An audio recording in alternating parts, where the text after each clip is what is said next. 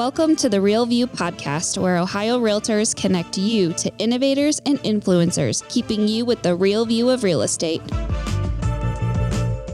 Whether you're a broker, agent, first-time homebuyer, industry leader, or just happen to stumble upon our podcast today, you can expect to hear tips, tools, tricks, interesting information, and so much more from the experts in Ohio's real estate game.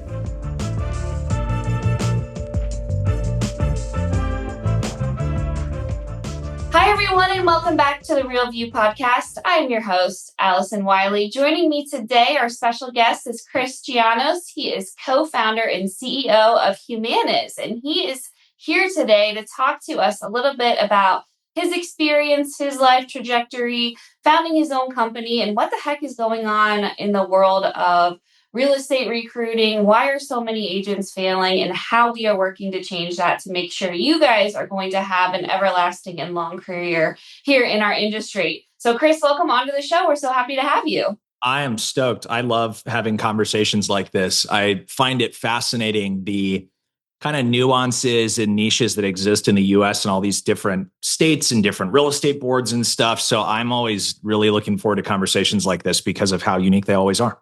Me too. And I think you have such an interesting story and a unique perspective. And I'm excited to get all into that today. But before we do that, I'd like to hear a little bit more about you. Could you tell us a bit about how you got started in the industry and what's led you to where you are today? Yeah. So I always crack jokes. My villain origin story, I'm not a villain. That's just a joke. My origin story is kind of interesting because it's not very, I guess normal is probably a good way to put it. I graduated high school when I was 17 years old and then spent 2 years basically as like a gopher for a like finance executive, right? It was picking up dry cleaning and making coffees and stuff. And when I was 19, I got the opportunity through some friends and stuff. There was this company that had popped up in Orange County. They just opened an office called Zillow. So the 800-pound gorilla in the room that some love, some hate. Yes. But Zillow had opened an office in Orange County and they were hiring salespeople. And I was 19 and I was like, there's no way that I can get this job, but let's see what happens. And I applied and I got a call back and I'll never forget it. The hiring manager was a guy named John Bowler, who's still a good friend of mine to this day, 12, 13 years later. He goes, "Why should I hire you?" And I go, "Because I will do whatever you tell me to do. And I never shut up. I can talk all day. So if you want me to make lots of phone calls, I can do that." And he said, "Okay, I'm in, but you got to talk to the boss." And the boss was Greg Schwartz, who a lot of people listening have probably heard that name before. He was the chief revenue officer at Zillow for over a decade. And Greg gets on the phone, they put me in a conference room and I'm like shaking, getting on this phone. And Greg goes, "Same concept. Why should I hire you?" And I go, "I will do whatever you tell me to do. And you will not regret this." And he goes, "Okay, I'm sold." And I still talk to Greg regularly too. So I started my career at Zillow when I was 19. I was the youngest hire they ever made. I don't know if that was a good thing or a bad thing, but they did it. And then I spent 4 years there. So I probably cold called some of the listeners to this podcast once upon a time. I was entry-level sales guy, just making a bunch of phone calls all day, selling zip codes for Zillow Premier Agent once upon a time. And did that for a couple years, then got into like sales leadership and sales management, and then ended my career there working in like key and strategic accounts. So working with a lot of big teams and brokers. And I did what every great Zillowite does, which is a mistake that I think the only way to experience it is to actually do it and screw up and learn. But at Zillow, they brainwash us. Hey, real estate's easy. Right. It's not hard. It's super easy. They buy leads, they close deals, they do that on purpose so that we're really effective salespeople.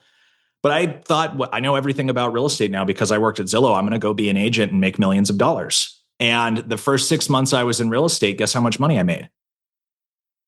Right? Goose egged. Yeah. I failed miserably, right? Miserably. Thought I knew everything and it was going to be easy. And I completely goose egged. The second 6 months, I sold 26 houses, right? But it took me 6 months to figure it out.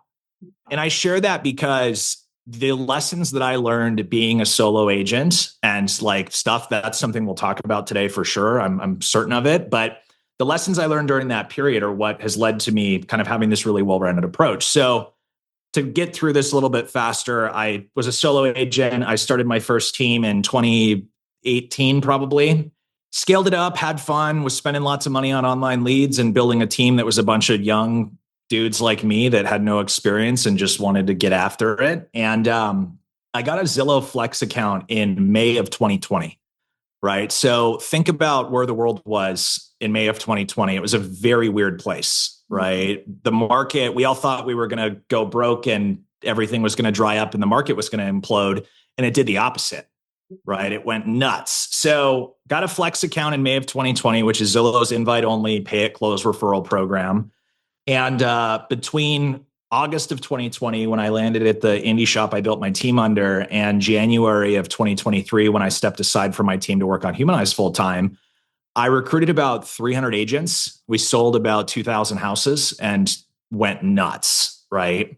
So the reason I think this is interesting is I've been in the Zillow corporate world in real estate. I've been a solo agent, a team leader, a mega team leader, and now we started Humaniz in Q4 of 2022, right? So we're coming up on 4-ish years now. And it's given me a really well-rounded perspective. We built Humaniz as an internal tool for my team in brokerage and now are helping others scale using my roadmap, right? So it's been a really interesting journey. I tell people I'm a lifer in this industry. I grew up in it and I don't think I'll ever get out of it. As much as I sometimes, probably like every agent on the planet, I'm like, oh my God, why did I do this to myself? I'm a lifer and I don't think I'll ever get out.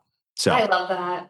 No, I love that. I always love hearing, individuals' backgrounds and perspectives, and how what's led them to where they are today, and what keeps them going. And it seems like you have found what keeps you going, and that is helping and giving back to the industry. And that's kind of what you do through Humaniz. And I think that's awesome. And you brought it, your method, you are now sharing with others. And that's a really cool thing about this industry is that, people that have been in this business for years, we're not gatekeeping information. And that's what makes our industry so strong. I think that's really special about real estate. I have a saying that I live by, Allison, in all aspects of my life. And it's actually the save screen on my phone, right? Yeah. It's give first and without expectation. There it is. That lesson, that's not even real estate specific advice, right? Yeah. That is life specific advice. In more times than I can count, there have been instances where you provide value to a point where someone is almost like, what's the catch? And the key is there is no catch, right? And that's when the flower that is the universe opens up and you get to have your way, and it's awesome. So I think it's really cool. And to your point, the giving back to the industry thing, that is really, really, really what I'm focused on right now. My goal is I want to become the single most valuable person for team leaders and brokerage owners to follow, right? And just make it way easier to do their jobs, because I don't think there's a whole lot of content on that right now. Yeah, no, I agree with you. And that's, one of the things that we have similar goals, I think, here at Ohio Realtors too. We're trying to bring that value to brokerages, and we're trying to make their lives easier and really just be that resource and that partner for them. And that's why I think, it's so great to have you on, because we do share that same common goal. And you're going to share with us kind of what you see and how you've been able to help, some of those brokerages. But I think let's just start, at the beginning. What are some of the challenges that you're seeing out there as you work with these brokerages, as you work within, your role, your personal experiences? What is going on in the world of getting agents, finding agents, and keeping them happy right now? Yeah. So all of the opinions, because I think there's two things. There's data and there's opinions, right? I'm going to share a lot of both with you. Mm-hmm. I still think that even if you have data to back things up, they're not facts, they're opinions too, because it's how you interpret the data itself, right? But here's what we're starting to see. And to give you some context as to scale, last year we put about 50,000 agents through our platform, right? So the opinions and data that I have isn't like, oh, we surveyed 100 people. It's tens of thousands of people, right? What we're starting to learn is that brokerage value prop, and when I say that, I mean, let's just say team leader or brokerage owner, value proposition to effectively recruit agents is changing, and it's changing fast, right?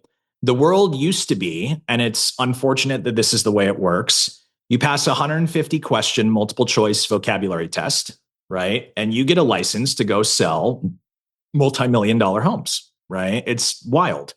To sell one penny of a security, a stock or a bond or an equity, you have to pass extensive testing, right? Extensive. Series 7, Series 6.3 is no joke. To get a real estate license, if you can tell me how many square feet are in an acre, right, you get a license. And it sets people up to fail. And we can jump into that later. Where I'm going with this is the traditional brokerage value proposition model was low fee, right? Come in, you can hang your license here. We're going to help you a little bit, but like come work with us. And it's hire as many people as I possibly can. And hopefully some of that kind of works out, right? I think the teams and brokerages of the future are what we call real estate 3.0, right? Which is teams and brokerages that provide tangibly three things to agents. And this is, if I was a brokerage owner or a team leader right now trying to figure out like, what do I need to offer to the marketplace to actually effectively attract agents? We call it LTS, leads, training, and support. And when I say leads, I don't mean, hey, you have to spend hundreds of thousands of dollars and give agents lay down. That's not what I'm talking about. When you talk about your value proposition from a leads perspective, there's a million ways to generate leads. They don't teach that in real estate school though, right? They're not going to teach you how to hold an open house or how to door knock or how to circle prospects or all these skills that agents should know. I talk to my wife regularly about like the future and why I don't ever worry about it. I'm like, listen, sweetheart, as long as I have a pulse and a cell phone, right, I can make money, right? But they don't teach you that in real estate school. So when I say leads, training, and support, those are the three buckets. When we surveyed those 50,000 agents, we got surveys back from a lot of these folks. In order of importance, that is what they were looking for, right? So a traditional brokerage owner who's never really thought about leads before, that doesn't mean go buy a bunch of leads and get this massive overhead. It's, hey, you've been successful as an agent once upon a time. Take what's in your brain and teach people how to do it. I don't care if it's door knocking, open house. You're the master of open houses. You're the wizard of circle prospect. I don't care what it is, but getting really intentional about those three pillars and figuring out how you're going to convey that value proposition. That is what agents are looking for right now. And that's how they're making decisions. I love it. And I think too, the point you mentioned about the support, you know what I mean? And I think that's where so many mistakes can be made is when, you hire the agents on and it's okay, well, just now go to work and go meet people and go find your clients. And what they're really looking for is that leader who is going to be there with them by their side, who is locked in, who's tuned in to what's going on with them in their business every day and is around and is present. And I think that is just so important right now and can really make a big difference. So I love that you included that support as well. Yeah. There's two ways to provide support that are tactical that a brokerage owner or a team leader could go and implement right now. I want to draw a little bit of compare and contrast here because I've owned teams and brokerages. I have all my friends run teams and brokerages. I hear about this stuff all the time. One of the single biggest gripes that brokerage owners or team leaders have is usually they've got like a preferred lender partner that they work with, right? And a lot of the time when I hear those relationships go sour, the only reason they go sour a lot of the time is, oh, well, they're not responsive. They don't pick up the phone. They disappeared at the closing table, whatever it is, right? If we're going to be angry as team leaders and brokerage owners, when that happens with our vendor partners, I hear horror stories over and over and over again of agents. I've heard this in interviews. I've heard it on recorded calls on the Humaniz platform. It's all over the place where an agent says, oh yeah, it was a Sunday night. I was trying to get an offer accepted. I really needed my broker's help and he never called me back or she never called me back. There's two tactical things that you can do as a team leader or brokerage owner today. If you really, really want to move the needle from making your agents feel value and stop having people churn out, one, pick up the phone, right? Just answer the phone. It's not that hard. Yeah. It sounds crazy. That little thing makes such a big difference. Just be responsive. And number two, and this is a foreign concept I don't know why, but after coming from a corporate tech background, like running a sales team, it's a machine. And there are simple things that you do to keep it running, right? I don't think a lot of brokers look at their business the same way. They think that, oh, well, if I hire a bunch of people, eventually I'll get lucky and the right agent will come in and do their thing. What happens if we started looking at it through a lens of us wanting to control the trajectory of our team or brokerage, right? Where it's not sit around and wait for the right people to come. It's, hey, why don't we bring people in and then try and improve their skill sets, right? So the second thing I was going to say is there's a meeting that it's called like a pipeline review or a one-on-one coaching session, whatever you want to call it. If every brokerage owner or team leader listening to this call right now committed for the next 90 days to meet with every single agent at their team or brokerage one-on-one at least once a month. I'm not asking you to do it weekly. I'm not even asking you to do it twice a month. Once a month, one-on-one for 20 minutes, right? With each agent at your team or brokerage. And there's 3 simple questions you ask them. How are you? How's your week? Is there anything I can do to help you on a personal level? I know that's 3 questions, but that's question 1, right? It builds rapport, it makes people feel familiar, all that stuff. Question 2, where you're going to spend 90% of your time. Who are your top 3 customers and what is the definitive next step to putting them in escrow today, right? And you're not asking them to explain it to you. A lot of the time they don't know. And these agents are going to say, I love agents. I am an agent. I've coached thousands of them. They're going to tell you silly things. They're going to say, oh yeah, Allison, I have a client who's pre-approved to buy in Dover Shores for $1.5 million, but there's no inventory. So we're just going to sit around and wait for a listing to come on the market and kind of hang out. And I'm like, wait a second. You have a client who wants to buy $1.5 million house who's pre-approved and ready to buy, and you're going to wait around for another agent to do their job so that you can put that client in escrow? Have you tried to generate any off-market inventory? Have you called every listing agent to see if they have anything coming soon, pending, or off-market? Have you door knocked the neighborhood or circle prospected? The point I'm getting at is a lot of the time they have deals that are right there that they just don't know how to move forward, right? And then the third question, important to ask because it helps you get in front of problems as a business owner faster. What are you not getting from me that you need to be getting from me to do your job at the highest possible level, right? It's a 20 to 25 minute meeting. If you do that once a month with every person on your team, your attrition and churn rate of agents leaving you will be cut in half inside 6 months, right? And number 2, your production will look a lot different, right? Because if you just hire people and let them fly, you're giving yourself the chance, right? I'm just going to wait for the right people to come in with the right work ethic, and I'm just going to hang out. I don't know about you guys. I don't like my income level as a brokerage owner or team leader being tied to luck, right? I like predictability. So that's what I would be thinking about right now if I was a team leader or brokerage owner, for sure. Yeah, no, that's really great advice. I think like you said, this doesn't have to be, management doesn't have to be this time consuming thing. And I think that's, what I hear some frustration with is like, oh my gosh, it's going to cost me so much more of my time. But you're saying this does not have to be a time intensive thing.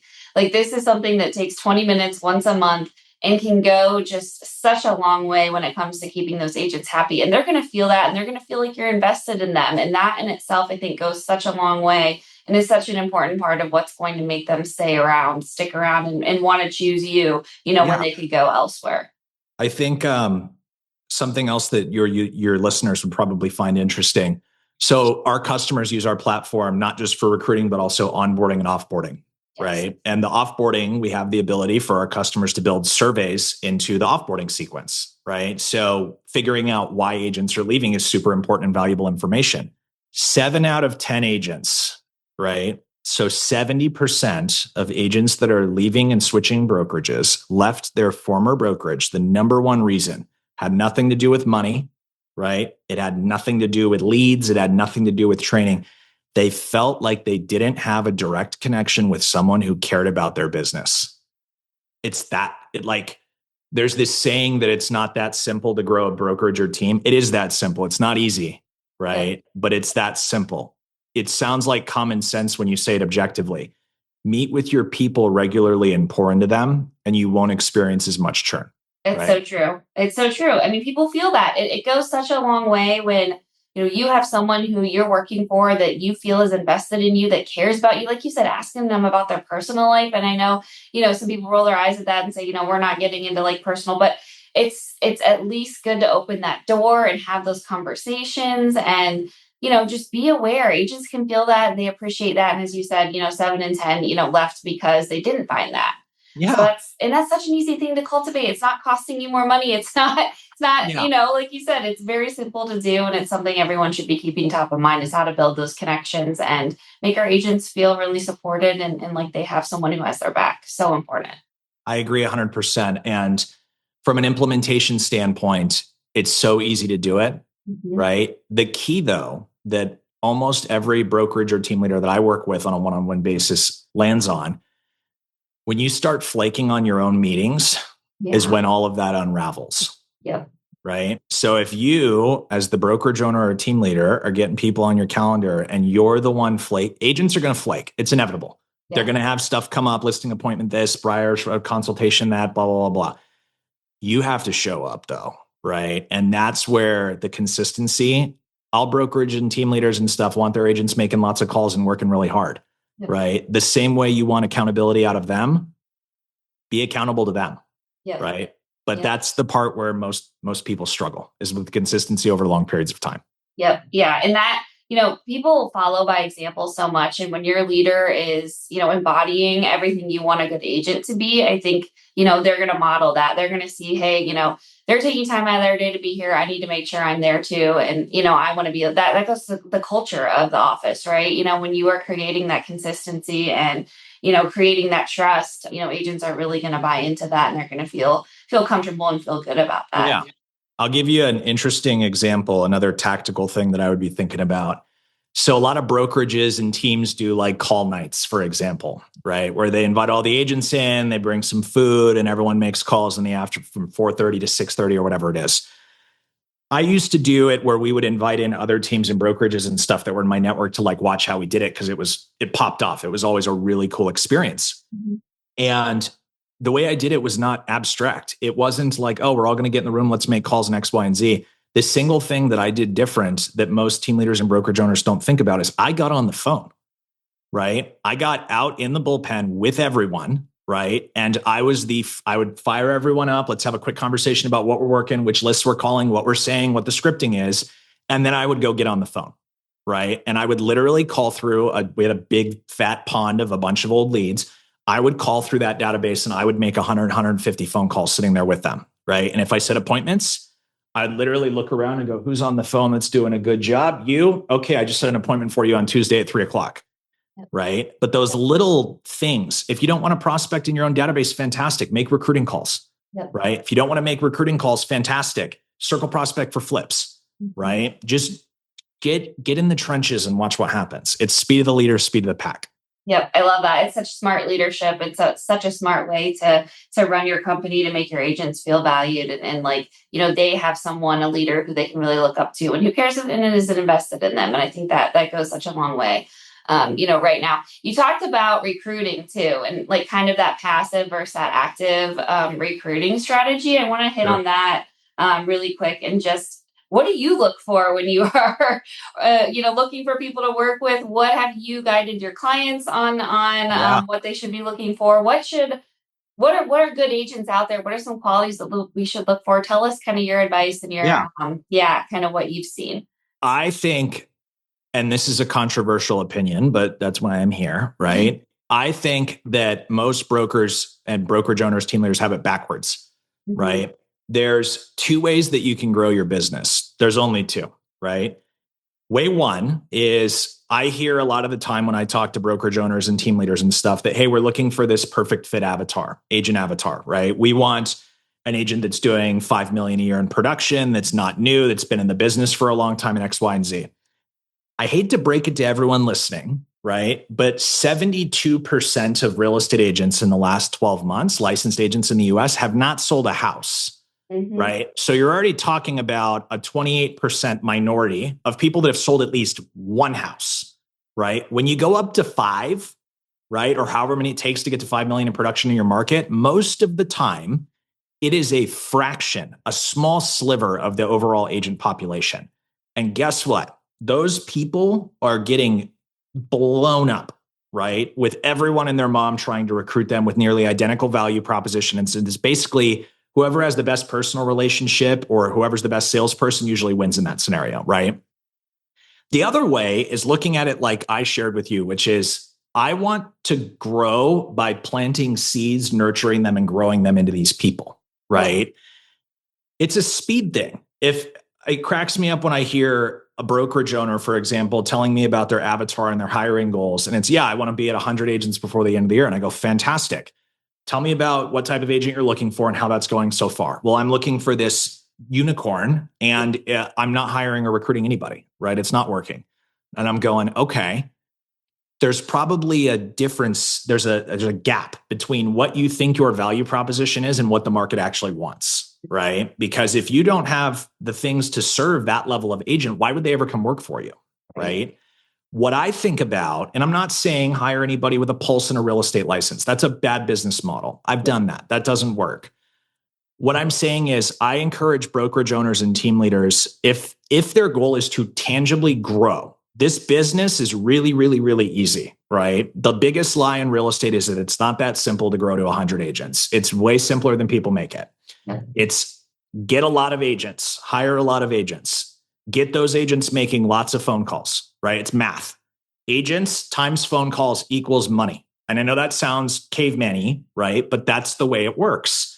The avatar that I look for as a brokerage owner, team leader, what I coach all my clients to, there's 3 things that you cannot teach, right? We call it the 3 C's: culture, character, and coachability. You can't teach someone those things. Yeah. Everything else, I can teach someone, right? The skill sets that are intangible are they going to fit my culture from like a moral fiber standpoint? Are they not a jerk? And is their character good? Right. And from a coachability perspective, if I give them guidance, are they going to take it? Right. When I've compromised on the 3 C's and hired top producers that were lacking one of those 3 things, it never worked out. Right. It never, ever, ever worked out. So from a recruiting standpoint, I would be thinking about hire first of the 3 C's: culture, character, coachability. Right. And have several avatars that you're going after. It's every broker's dream to have the top producing agent who doesn't need any help, who just pays you. Cool. Like, let me know how that strategy works out long term. No one's really ever been able to figure that out, with the exception of brokerages that just buy people. Yeah. Right. And like that is a dying game too, in my opinion. So hire to the 3 C's, focus on having a variety of avatars, 2 to 3 different buckets of that you're looking and going after. Right. And then figure out, how am I going to get in front of these people? You only have a couple of options.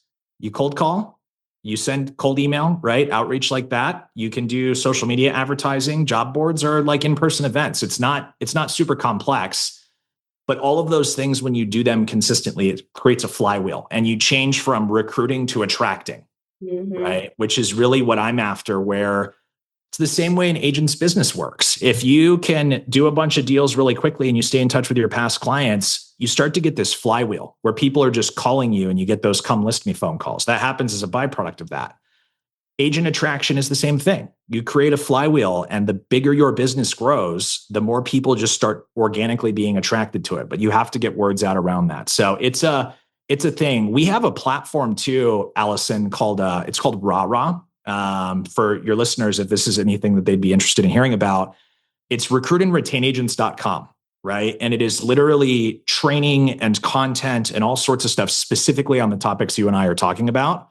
They should check that out. If they're thinking about these things, that would be a great resource for them to look into. I love that. Yeah, absolutely. And for our listeners too, tell us how they can find you, how they can find more about your services and what you're offering. How can we get a hold of you, and how can we find more information? The single most definitive way to find me is either on Facebook or Instagram, right? My first and last name, just Chris Gianos. There's only one other of me. He's a chiropractor in Connecticut. But if you Google my name, a lot of it comes up. Find me on social, shoot me a DM. There's links in our bios. There's all sorts of stuff. But I would leave it from a finding me perspective like this. If you're trying to grow your real estate team or brokerage, and I don't just mean recruiting, I mean grow your profit, grow your agent count, revenue count, transaction count, all these things. That is what we do, right? We are a growth platform. So happy to connect with anyone. Yeah. And I know there's so many of you listening out there who that's your goal. And that's why, we wanted Chris on today. So I want to thank you again so much for sharing your knowledge and expertise with us. This was fantastic. And go grow your business, guys. And Chris gave a ton of great examples. If you want to learn more or get in touch with him, definitely check out the social medias. But thank you again so much for coming on, Chris. I really appreciate it. And thanks for all you do for your industry and for being so giving and sharing with your time and your brain. Not a problem, Allison. I appreciate the opportunity. And to all of our listeners, thank you guys so much for tuning in. We'll be back with you next week. Talk to you then. Thank you for listening to The Real View. That wraps up today's episode.